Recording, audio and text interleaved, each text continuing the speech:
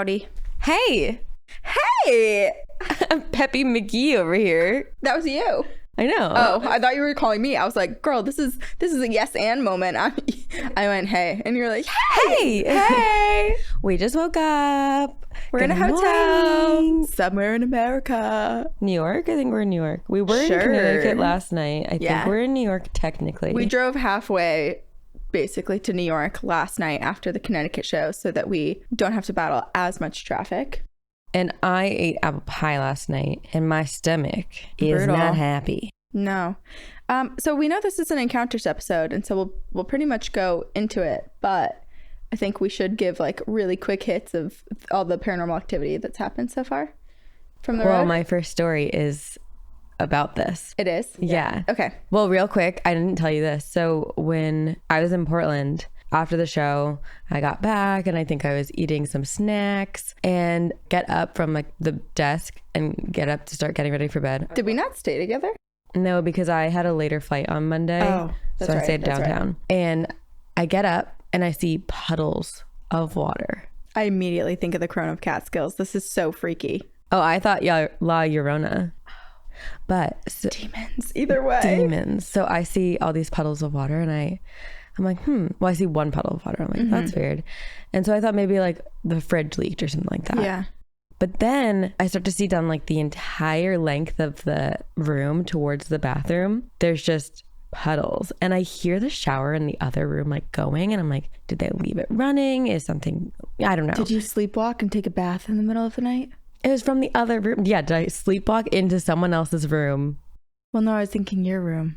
But okay. But it was coming from the other side. So it was like you can see under the crack from the other side, like on the wall. It was coming from the other side. So I call the front desk and they come up and they're like, what? And it's just flooding. So they had to move me. Holy crap. Yeah. That is wild. Okay. Well, that's not great. No, but I survived. You survived. I feel like this whole tour is a continuation of what can we survive? What can we endure? And we've learned. A lot. We've learned a lot. We also have learned that we have very different self-preservation skills. Mine is like, if I die, I die, you know? And mine is, I've already thought about every worst case scenario and I've prepared, and here's how we live. Yeah. So I guess we meet somewhere in the middle because you're like, it's fine, let's just do this. And I was like, I don't think it's fine. Yeah. I mean, I guess it depends on the situation. But yeah, I'm just, you know what? Life is life, man. And if I die, I die. I started out as Peppy McGee and now I'm like, Yeah, darkness has returned. I will die eventually. But so far on stage, a lot of our ghost hunting equipment has gone off. We've had a little boy running across the stage that people have seen crawling.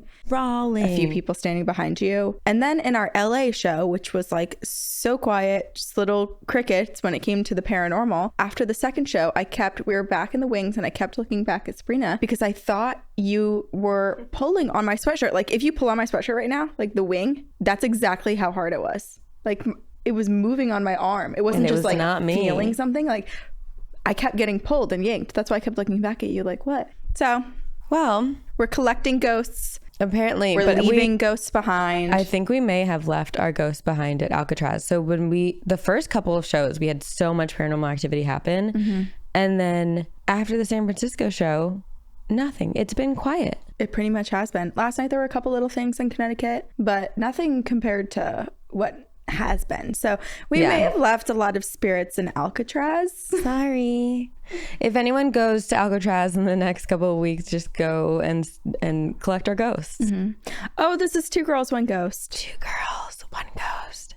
Every time I go to whisper, I go, and then I say it.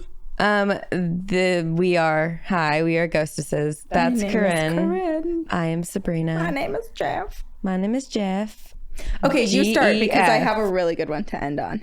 So you go first. Okay, well, great. Okay, so this is an encounters episode. We're going to read stories from all of you, which, by the way, if you have any, and we're realizing that a lot of you do and are hoarding them, please email them to us. The number of people we met that were like, oh my God, I have a story to tell you. Tells us. We're like, where's the email? We'll grab it. Oh, I haven't emailed you yet. And I'm like, excuse me. What? So please email us. Okay. So speaking of the encounters and things that have been happening on the road, at the Toronto show, remember I said someone went to our stage manager and I think I've talked about it on the podcast or on Campfire Stories. Someone went up to our stage manager bawling after the show and was like, please, you need to tell Sabrina there was a spirit behind her. So we have an email from that person. I'm the girl that cried at the Toronto show. Because we didn't meet them. No. But we met someone else that got a little teary and also saw something too. So this, okay. I'm intrigued. This is from Liz. Okay. Hi, lovely ladies. Let me preface by saying I'm not a medium and my connections to spiritual entities has lessened over the years, but I'm going to do my best to explain everything. I did grow up with a family who was very spiritually sensitive. We had plenty of activity in our homes, and my earliest ghostly memory is falling out of bed at 3 years old and seeing an old man walk right through my wall, tell me everything was okay, and put me back in bed. I later discovered it was actually my great-grandfather. Oh my gosh, that's so sweet. I know. But freaky. Anyway, this is not the point of the email. In Encounters 200, you mentioned someone getting a bit emotional while they were passing along a message to the stage manager at the Toronto show. That was me. And I did, in fact, cry. We've been waiting for you. We have. She said, I was only a little embarrassed. But you guys don't said, be embarrassed. No, crying is a beautiful thing. Especially when it comes to the paranormal and spirituality. I feel like there's just, you're picking up on an energy. Let it flow It impacts through. yours. It changes your energy. Okay, so you guys said I should send an email explaining everything I experienced. So here it is. I'm not super sensitive to these things anymore because I blocked everything out for a long time because I was tired of dealing with things happening in my house. So I essentially banished most spooky things from my home, kind of like out of mind, out of sight. Basically, if I don't acknowledge them, they leave me alone. But there was so much energy in the room during the show that I think it allowed me to let my guard down a little bit. And I spent a lot of the show with an unexpected friend. When it comes to my sensitivity, it usually reveals itself in emotions. Scare the shit out of me. Recording on the road. It usually reveals itself in emotions first and foremost, which is basically why you're saying it's okay that you cry. Because, exactly. Yeah. So at first I thought maybe it was just me feeling a little anxious since it was one of the first events I've gone to as an adult alone. Yippee for enjoying things alone and going outside of your comfort zone.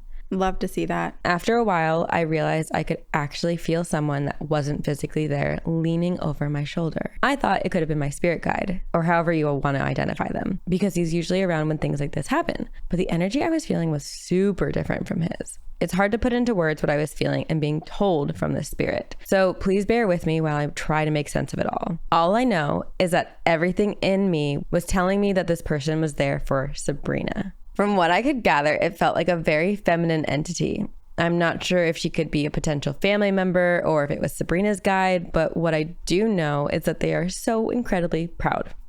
Sabrina! Oh. They spent their entire time with me being so excited to see Sabrina on stage doing something she's so passionate about. There was so much love and excitement and happiness coming from seeing her on stage. It was almost overwhelming. They were also so incredibly determined that Sabrina knows that she's doing something so amazing and that she's on the right path she needs in life right now. I'm not sure if that connects to the podcast or other potential things happening in her life, but they really wanted her to know she's on the right track. By the end of the night, this person was basically shouting at me, telling me I had to get the message to Sabrina. So I went up to a lovely lady that was collecting gifts to take backstage. I had a quick conversation with her just to pass along the message, but all of the emotions I had been feeling that night came out at the same time, and I ended up crying, trying to explain everything. Honestly, we completely understood. I think the person that was collecting gifts had never experienced anything like that before, so was confused. But we were like, oh, we totally get it. Thank you for telling us. She did, in parentheses, said, so sorry to that lady. I'm sure that was also weird for you. I think, I don't think she normally does like ghost stuff, so... No, most people we've encountered do not do ghost stuff, and they're very confused by. Yeah. We have a few new fans though in the staff at these venues. Okay, Liz says, I wish there was more, and I wish I had a better grasp of the kind of thing so I could give you better details. But just know someone is watching out for you, and they're so incredibly proud of the things you're doing. I hope this all makes sense. I'm sorry I don't have more details. Oh my gosh, don't be sorry. Love you, ladies, and everything you do, and thank you for being such a light for a ghost girly community, Liz. Okay, this is also wild because I feel, so this was Toronto, right? Yeah. And you had spent the day catching up with your cousins and you were with family. So I would assume that maybe this was someone from your dad's side. I don't know who it would be though. It could be someone before you were even born. Yeah. You know? Yeah. I'm trying. Yeah. I'm so curious. I wish I like knew what she looked like. Right. But it's also confusing too with the spirit world, because it's like, do people always present as what they looked like in their last life, or could they go back to another life that they really enjoyed, or are they presenting as what they will look like in their future life when they grow up? We don't know. Okay, here's the thing though is, okay, now my new, you know how I used to like be like, oh, I don't know if I have any spirit guides, which ended up actually just being my Saturn return. Now my new thing is gonna be, well, now I need to know who my spirit guides are. Who are you? Who are you? Who is that girl I see? That was beautiful. Thank you. Oh my gosh, we were told not to sing anymore, and we made a hilarious TikTok. We can clip it in here because We are giving Charlie Puth levels of tone matching. oh yeah.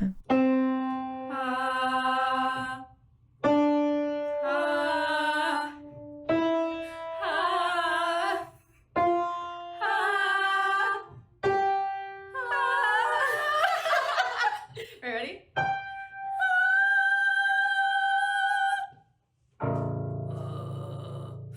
We're so talented. You're way more talented. Wait, can I say something real quick? So this is actually from a listener. The t-shirt, it's incredible. It's from, I think her name's Alex. Alex in Portland gave us gifts, and it's a shirt, and it has like a little UFO, and then in the back, What does it say? I can't read it from here. you see it in the Sort of. I feel like you're yeah. I really want you to have a tattoo and like right above your booty, because there was just like a strip where it was exposed between your pants and the shirt. Oh, you see and my I feel hairy like back? we could have had the like a racing stripe or something right there. That Oh, would've been we can sick. insert one. Mom with a Olivia heart. Benson is my mommy. Olivia Benson is my mommy. Let's change that. Okay. Okay. Okay. Okay, I have a story, and this is called "The Time I Lost 4 Hours Trying to Fight a Mimic." Oh shit. Hi, girls. Oh my Hi, gosh. ghostesses. I don't know how to spell ghostesses. Me neither. I was sitting thinking that I didn't have a ghost story to send you, and then I immediately remembered this one. I hope you guys are still reading these, because to be honest, I'm only on episode 70 of the encounters I binge listened while I'm at work. You have a lot left. I've been a long time listener, and I love the podcast. I never knew how much I liked spooky tales until I found you guys. I'm writing you this email while I'm at work, sitting next to my very nosy coworker, so it might take me a while to finish it because I don't want to get caught. I love insight into people's like drama. I know. Like, mental where are you? lives. This is a new call to action. Tell us where you are. What's the setting around What are you you as you're writing wearing? this? And what's your social security number? What do you smell like?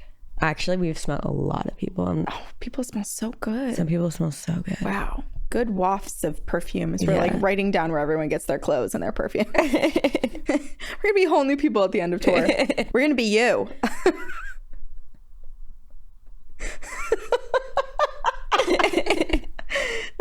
Okay. So they did not want to get caught. I'm a third semester medical student going through an accelerated program to become a COTA, a certified occupational therapy assistant, and I'd like to work in hospice when I graduate because I want to increase the quality of life for people diagnosed with terminal illnesses. Wow, Bless you are your a soul. saint.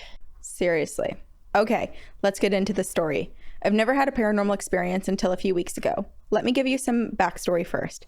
My parents built their house about 6 years ago when we moved to Arizona, and they live in a more rural part of the state. I was so relieved when my parents decided to build a new house for the fact that we would be avoiding any extra residents. When my parents go out of town, I will often watch my brother and house sit. So when they decided to go on a trip to the Dominican Republic, it was a no-brainer that I would watch the house. I would take my brother to school, all that jazz. Okay, for a moment I thought she said that her parents were going on a trip to the Dominican Republic with her brother. And I was like, you're not invited? Oh, as a 20-something-year-old, I love this because it means that I get to stay in a big-ass house, stocked with snacks, a pool, access to my mom's whole designer closet. Hell yeah. Would I have liked to go to the Dominican Republic instead? Hell yes. But go off, Mom and Dad. Go off. I usually sleep in the guest room because when I moved out, I took my bed from my old room. The guest bedroom is downstairs, and it's the only bedroom on that level. My parents' bedroom, brother's bedroom, and my dad's office are all upstairs. One morning, I was sleeping downstairs in the guest bedroom, and I was having a nightmare. I've always had sleep issues, from sleepwalking, sleep talking, night terrors, so this was not out of the norm for me. I knew how to wake myself up out of most of them at this point, and I don't remember exactly what the nightmare was about this night, but I remember waking up with tears on my face. Oh no. As I sat up in the bed to reorient myself from the nightmare, I was quietly whimpering from fright, and a slight headache was forming from my sleep crying. I sat in bed for a few minutes, making sure I was fully awake, and I reached for my phone to check the time. I checked my phone, 3:13 a.m. Now, I'm a heavy sleeper. I usually never wake up during the night. Even if I'm sleep talking, walking, I am not one to wake up. Seriously, the Lord could come down from the heavens, shake the earth, and I would still be sound asleep. Wow. As I reached for my phone in this dimly lit bedroom, I could hear what I could only explain as myself. I heard my own voice, whimpering, crying, just as I did a few minutes before. Oh shit. But only it was much louder this time. It was echoing through the living room that was just outside of the guest bedroom. I sat up, completely awake now and in fear and anger that someone had not only broken into the house, but was now trying to get a good ass whopping for making fun of me. I got up out of bed. I listened at the bedroom door for what felt like forever, but was maybe really only 20 seconds, while the crying and whimpering continued. Then it turned into a small chuckle, and then it stopped completely. I hate this so much because it really does feel, it's not only mimicking, it's mocking. Yes, taunting. It's like, haha, remember moments ago when you woke up from your dream whimpering? Oh, you poor little baby. This is what you sound like. I rushed out of the bedroom with a lamp from my bedside table in hand, ready to defend myself. But there was nothing there. I stood confused as I saw in the living room that it was fully illuminated from the morning sun pouring in. Why is the sun out at 3 a.m.? Yeah, what? Where did that voice come from? Why is it so cold in this goddamn house? The questions whirling around my mind as I went from room to room, gripping my lamp and looking for answers that I knew I would not find. After clearing the downstairs like an angry police dog, I went upstairs and I did the same thing, checking inside every room for whoever was mocking me. I kept hearing creaking and small sounds throughout the house as I checked through the rooms, the fear intensifying after I pushed open every door to find no one there. The last door at the end of the hall to check was my brother's room, and I was sure that I would find him in there, giggling behind the door. This was a great prank that he just completed. I cracked his bedroom door open, ready to argue, as I found him dead asleep in his bed, completely unaware of the terror that I had just experienced. I stood in his doorway for a few minutes, making sure he was really sleeping. He didn't even flinch. I so badly wanted to wake him up because I just couldn't live in this fear alone. But I turned around, closing his door behind me, and decided to let him sleep because he had to get up for school later. I went back downstairs to grab my phone and I checked the time. 7:04 a.m. Surely it didn't take me 4 hours to check the house. No. And also the sun was coming up the moment she was outside of the bedroom. So yeah, depending on what month this is, they're also in Arizona, so that's more south. Like, what was that, like 5:04 a.m.? At least. Or at the earliest. Yeah. I slumped down the stairs and I just sat in the couch, frazzled state. In the couch. I like the couch is like absorbing. I got confused because it actually said sat PM the couch. So on the couch. Okay. I slumped down the stairs and just sat on the couch in a frazzled state until my brother's alarm for school went off at 7:20. I haven't told anyone about this experience because I'm not even sure what I went through. Me neither. If you guys have any answers or suggestions about what the fuck happened, I'm open to them. And this is the first and only things that I've ever experienced. Anyway, love the podcast. Keep it weird, but not so weird. Oh, I love this. They must have also sent it to Morbid because this is like a Morbid sign off. Oh. We love Ash and Alina. Okay, love the podcast. Keep it weird, but not so weird that a demon wakes you up by mocking you and you grab a lamp to defend yourself only to find that the demon is gone. And now you've not only lost 4 hours of good sleep, but you have no answers. Okay, bye. But this is from Essence. Essence. We have 0 answers. Wow. I mean, time slips freak me out. Maybe you were abducted. It's so weird too that I have questions. Like, what was it? Just flashes where suddenly in the moment you were like, now there's sunlight? Did you just dramatically go from darkness to light? Like, how did that? Because there's like a gradual. The way I picture it is the moment Essence left the bedroom and went into the living room, to go investigate is when she saw the sun coming up. So it was like from waking up to going to investigate is where she lost the hours. Like the bedroom, maybe curtains were closed or something like that, so she didn't see anything. It's so weird. It's so weird. I do not know. Me neither. It's freaky. I have no explanation, neither does Sabrina, but hopefully nothing else happens. But what a strange moment to like not only be mimicked, but fully manipulated for hours. Here are two things. One, I am glad that Essence doesn't remember what happened in those 4 hours, because maybe nothing. Maybe it was just this. Maybe it was like a little wormhole that it was just like whoop, and suddenly you time traveled unknowingly because your doorway was some sort of sticky time slip. I love your theories. You mustn't say anything bad happened to Essence. No, I wasn't going to say anything bad. I'm just saying that like maybe it's good that you don't remember, because having just like moments from those 4 hours might be more confusing. I mean, it's confusing regardless, but I'm also concerned about Essence's nightmares. Yeah, right. Because there was a pattern of sleepwalking, sleep talking. Is this the moment, Essence, that you broke free and you finally remember what's actually happening to you every time? Let's get a video camera and record Essence. Oh my gosh. Like Selena Spooky. Let's become hackers. No. Hack into the mainframe. Point every CCTV camera at Essence and see, is there anyone following you? That was creepy. Sorry. No, it's a great idea. Arrested. Essence, we're coming for you. Okay, I have a really creepy story from Nelson. Great. Okay, it's called Reaper, Demons, and Jesus. Oh my. Wow. I feel like this is, if ladies, the Catholic Church had put this as a tagline, they would have had me a little more in CCD. I would have paid attention more. I know, if they talked a little bit more about demons. Totally. I think we could teach CCD. I think we should. There's a Bible in the bedside table. I'd be like, guys, we're not practicing prayers anymore. We're talking about the dark side of the Bible. Yeah, really instill some fear into these kiddos. Draw a picture of what you think an angel looks like. Wrong! Here's what an angel looks like! Okay, hey ladies. Just got into y'all's pod via a friend after I was telling him some stories about my spiritual journey, where I was at one point to where I am now, and it has indeed been quite a journey. So I'm going to start off by saying I'm 7 years sober, going on 8 this September. Congratulations, Nelson. Oh, this was back in 21, so 2 more years.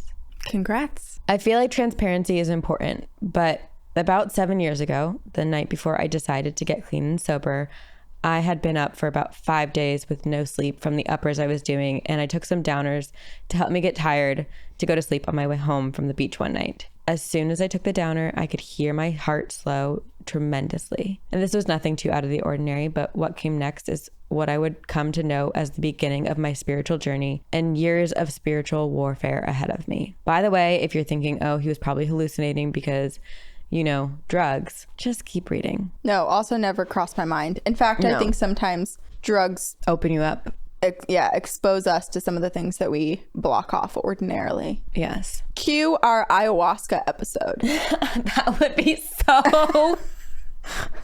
Just 90 minutes of just talking about ayahuasca now. Then we refinish encounters. I'm like convinced that we do our past life regression episode and then our ayahuasca episode. Or maybe we combine them. Our story is only about goats. Again, let's just start making our podcast chaotic, where we explain absolutely nothing. Things just happen. Is already chaotic. That's true. The ghosts make it, for a lot of listeners, very chaotic. And our tangents make it very chaotic. What even are we talking about? Okay, Nelson. This is a loosely paranormal podcast. Okay. As soon as I took the downer, I put my wife's car in drive with the plan of finally going home and facing all the problems I had been running from. When all of a sudden, I looked to my right, and a shadow figure with a top hat and a red flash, maybe a feather, was tucked into the other side of the hat.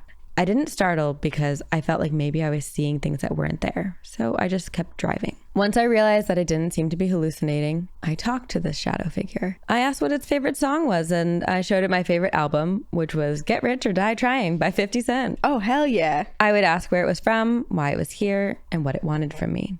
But I got no response as it hung out in the car with me for the next 45 minutes to an hour. So I finally turned the music off. I'm still riding around because at this point I wasn't quite ready to face the problems that waited me at home. So I turned to the shadow, asking, without knowing that it probably wasn't the smartest thing in the world, "Are you here for my soul?" Do you want to know the answer? It turned its head to me, still not responding. I looked in the middle console and found a yellow piece of paper and a pen. So I wrote my demands on the paper of what I wanted in order to sell my soul for. I pricked my finger and signed my initials in blood. Why? Why? Are you okay? Well, Nelson said I was seriously so messed up in the head at this point in my life. I tried to hand this contract and the shadow was not phased. And as I pulled out of the parking lot that I was writing the contract in, I heard my heart slow down even more than normal. Boom, boom, boom, boom. And that's the last thing I remember as I started to pass out while driving. I felt a major weight being lifted like, this is it. I'm going to the other side. And the time was 3:30 a.m. The next thing I know, I wake up in the middle of a road at 7 a.m. I realized I was terribly late getting my wife's car to her so she could go to school. I rushed home feeling horrific about my actions and what they seemed to be leading to, my death. Feeling lucky and amazed that I was even breathing, let alone free from jail after seemingly falling asleep in the middle of the road after a night of hallucinating, I decided once I got home to tell my wife that I needed to go to rehab. I go to my wife and explain I'm so sorry for the embarrassment I have to get my life right.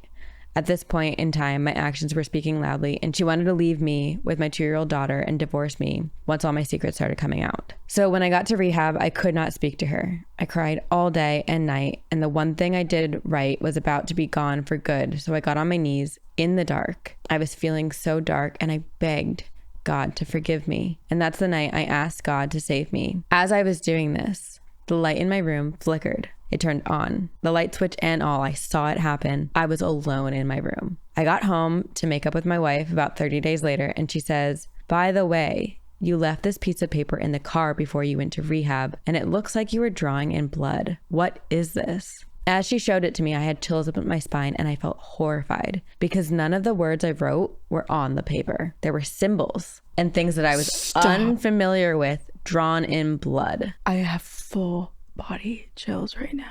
I took my lighter, I burned the paper, and threw what was left of it in the toilet and flushed it. So now I had God with me. I'm going to fast forward a couple of years.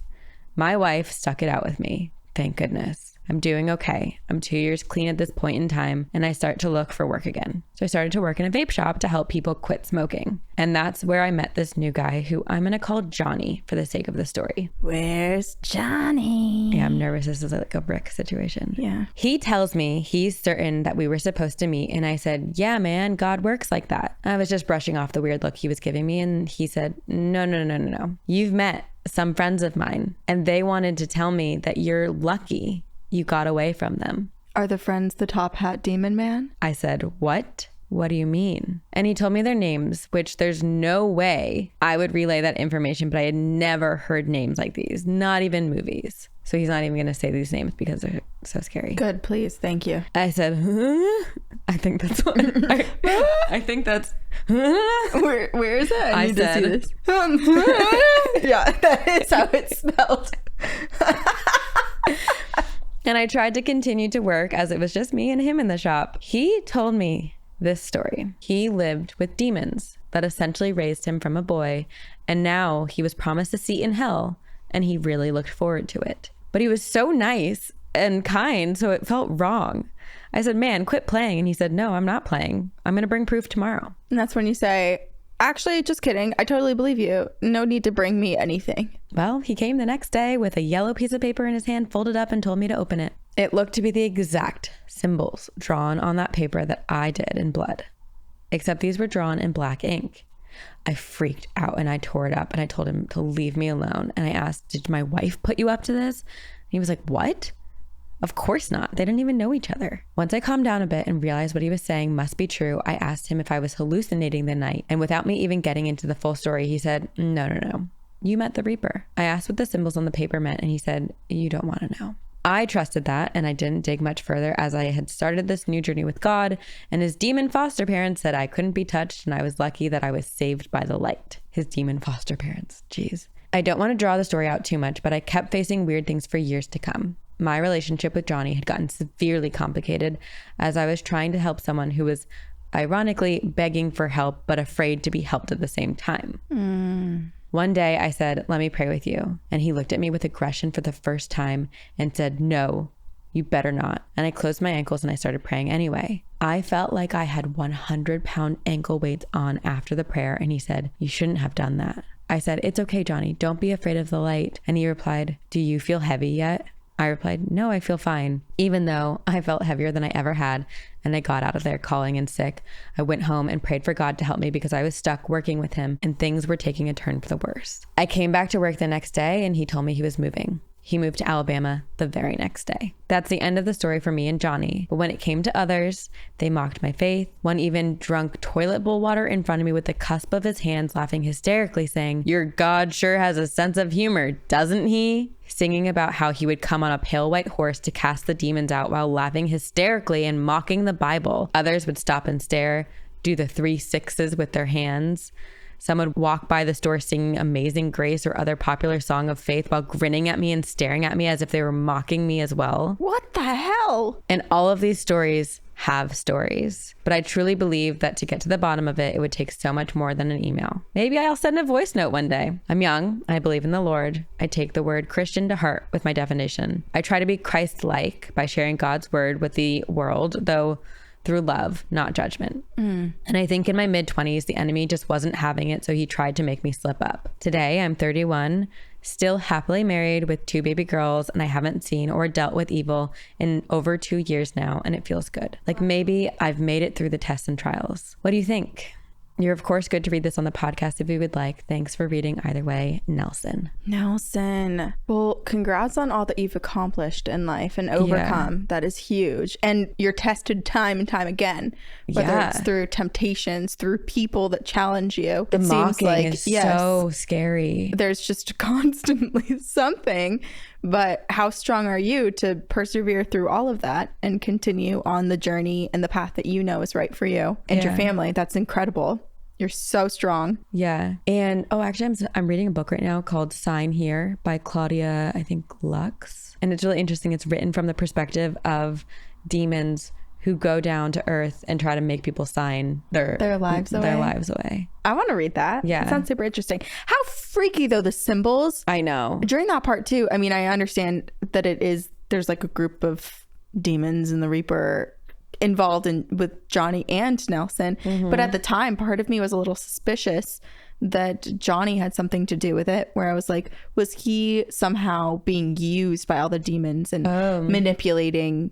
Like, okay. In the beginning, before he even met Nelson lost time. He was hallucinating. He lost time, and then he appeared at like 7 a.m. later. Yeah, it's like almost 4 hours. Yeah. It made me wonder if Johnny somehow had encountered Nelson. Nelson doesn't remember because he was in such a bad headspace at that time. And it was Johnny who made the symbols, and it was Nelson who rubbed his blood over them. I think just knowing the power of demonic entities, and even the Rick story, like the demon that was possessing Rick said, Episode do you want to know? Or the Rick special from last October, if you're curious what we're referencing. The demon was like, do you want to know what I did? There was a man at a baseball game, and he just like had his demonic claws in so many different people in the same area that I think these entities, I mean, the same way people pass by the store and were like staring at Nelson, I think they can tap into different people. Yeah. I want to also know Johnny's story. I hope he's okay. I was just thinking that. The foster parents? He's demon foster parents. And he moved immediately. It's like, he's challenged enough by someone who's so strong that despite all that weight pulling on their ankles, they're not letting themselves be scared. Nelson is continuing to be like, no, I'm here to help you, and I'm fine. I'm strong. I can handle that. And I wonder how much that scared Johnny, or scared the demons enough that scared Johnny and said, we gotta go. All right. The question for everyone is, where's Johnny? No, I really do. I hope Johnny's okay. And Nelson, I'm so glad you're okay. Cleaners outside. I even heard the vacuum, but it just hit the door. Oh, that gave me the chills. I know. really invading your space. Really sprawling out. Well, the thing is that people can't see is the footrest is over by Corinne. So. Yeah, I have it. Okay, this is a good one. That little noise. It is called Time Slip. Hi, it's L, like the letter L. She, her pronouns. Do you think one thing could change your life? And if that happened, what would it change? This is my story about a time when I slipped into another timeline and how, when that happened, it changed most of my life. I feel like this is the beginning to a TV show. Like the voiceover, it's like like a girl walking down a street and like moody. My name is Elle, and this is the story about the time that I slipped into a timeline and it changed my life forever. Wait, what is that? Do you remember the early 2000s show about that guy Ryan who was the skateboarder? He's like, "Hi, I'm Ryan. And this is my mom and dad." I feel like this is a TV trope that happened quite a bit. It was MTV from Manifest. 2006 to Manifest 2011. starts like that. Does it? Yeah, it's like the girl and her family in the airport. Like, this is my family. We're about to go on a trip. And she it shows like every family member. I'm kind of a sucker for that. I love it. Maybe it's nostalgic, but I love when that happens. It's a great way to tell a story very on the nose so that everyone gets the lay of the land right away. I immediately feel connected to the characters when I hear that. I'm like, oh, this is your story. Okay, I'm clear now that I have to pay attention to you. Okay. Love a voiceover. So the story may be a little bit all over the place. I used to have more details and photos that were on my old computer that may have slipped with me into this timeline. Though 2 years ago, when I started putting all of the pieces into place, the computer crashed. I remember as a kid, there were differences between my family and the one that I have now. My sisters still look the same, though there's this little voice that tells me that they aren't the ones that I grew up with. I even have vague memories of my grandpa, my stepmom's dad growing up and painting with him, talking about my writing and all of the stories after my bio grandma died. He helped step in. He adored her. Even writing this, something is pushing it away. This is so sad. This is like a horrible time slip where it's like trying to erase your previous memories. You don't lose time. You jump to another timeline with your same memories and are now just started pouring rain outside. Elle, maybe we're not supposed to be talking about this. Torrential downpour. Okay. Beautiful. So my grandpa stepped in, he adored her, and even writing this, something is pushing it away. I just went to his service of life, and this was the last time that I spent time with him. I was 13 in this timeline. I remember finishing writing my first book and giving it to him and my stepmom, though, and I started that book in high school. Every time I go to write now, something feels odd and different. I also remember loving to draw and to paint, and I'm learning by watching him and my sister. Now when I draw, there's a block making me forget how. It's bad art. In this timeline now, I barely spent any time with him. He never met my bio grandma, and I haven't seen him in years. Though I remember hearing art takes you places and lets you go into another world. So something doesn't want me to remember. Also, I talked about this on Campfire Stories. Oh, maybe it's this part. My best friend dated a girl that was oh bitch. She was one of my good friends throughout school, and I remember making clothes with her and helping make costumes for plays. She even helped me with my writing. Samples for college and double majoring in writing and fashion. I wanted to work on movies. They dated for a year. It started my senior year, and I hated it. But it was like there was something there with me and him, but I was leaving the state for college right after graduation, and they would be there together. He never dated her in this timeline, though. What? Oh my gosh. I remember walking in on them.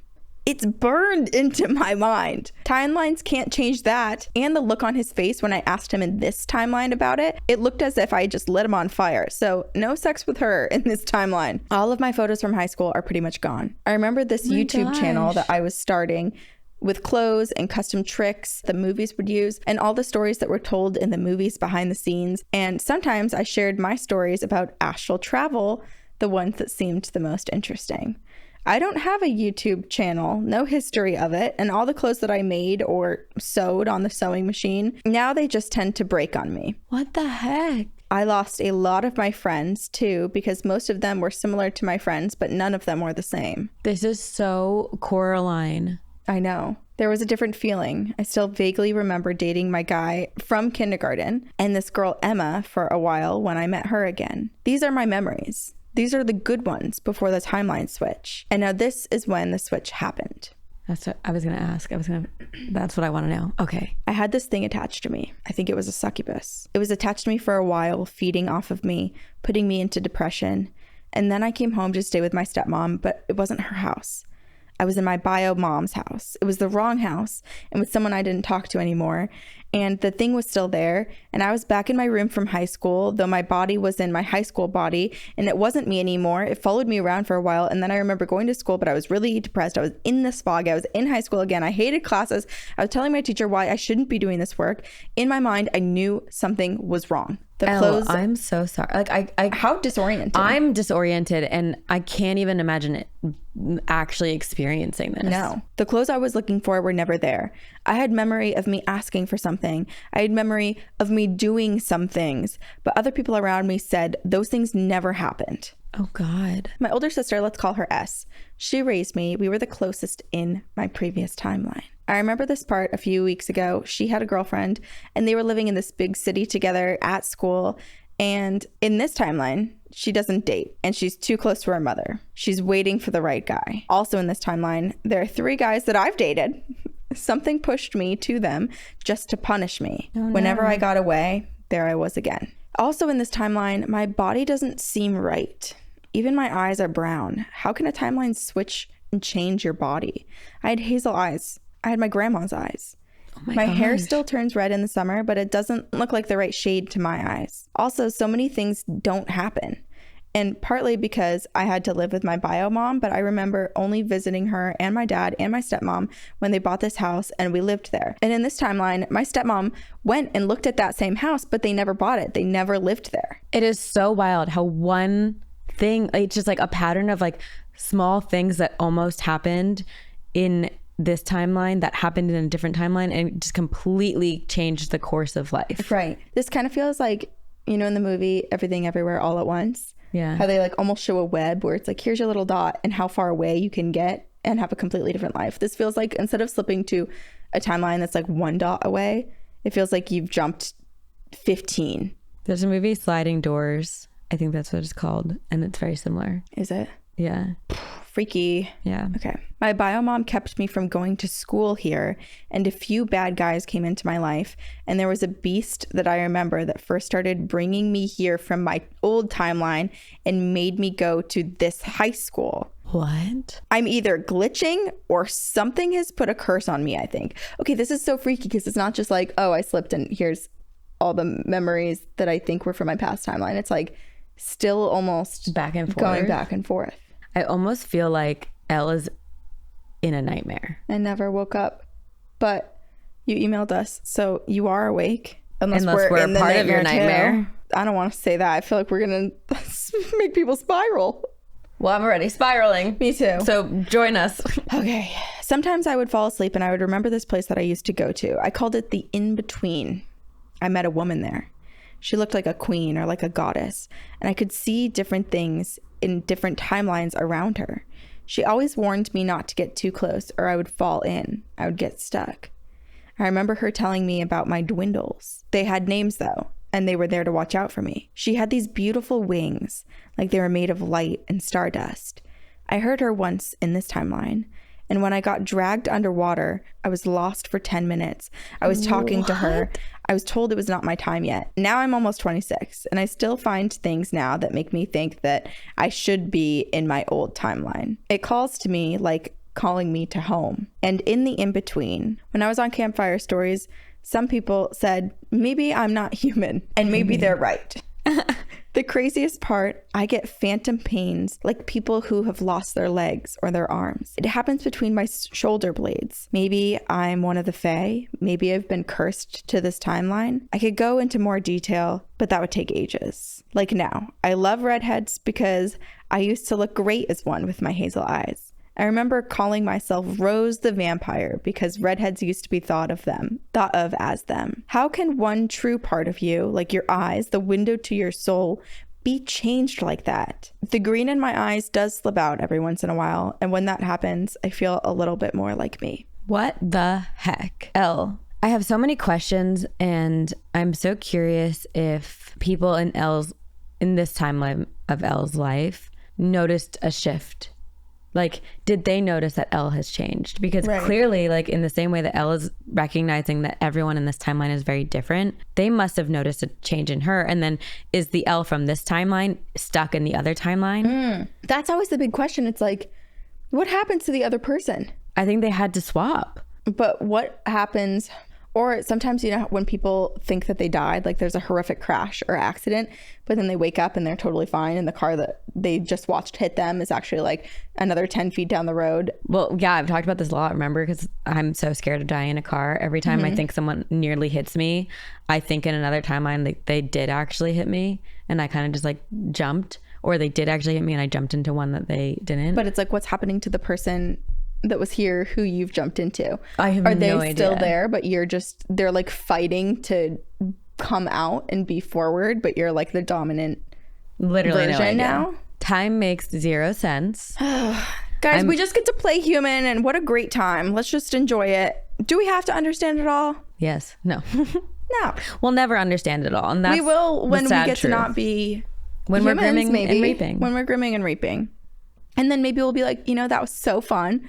That ride was crazy. Let's go back and do it again. My brain, that story really messes me because I feel so sad that Elle has know. no way to get back. Well, and it's a confusing story because it's a confusing experience. It's a confusing life. Right. It's like, what memories are from this timeline? What memories are from the old? And when Elle goes into the in-between, it's very confusing. Like, where is she? What's It's happening very to her? insidious. And she does seem to be almost slingshotted at times, where she does feel like she's maybe for just a split moment in her other timeline. But like, how The do you one that hold feels on to original. that? Yeah. Oh, that's so confusing. If anyone has answers for Elle, email us and we'll send them to Elle, because I wish we could help. Or join on Campfire Stories too. Elle Yeah. is there. Patreon. We have social media, Facebook We have all group the that everyone chats on Discord. The Campfire Stories after parties on Discord. Everyone chats. And then if you have not seen us on the road yet, we still got some shows coming. We're on tour until November 12th. So make sure to get your tickets as soon as possible. We're so excited for the Halloween weekend. Okay, so we've got some costumes planned. So We hope to see you there. see you there. Thank you to Christina for editing our podcast. Thanks to our entire team. Thank you to all of you for listening. We love you so much. And we will see you on the other side.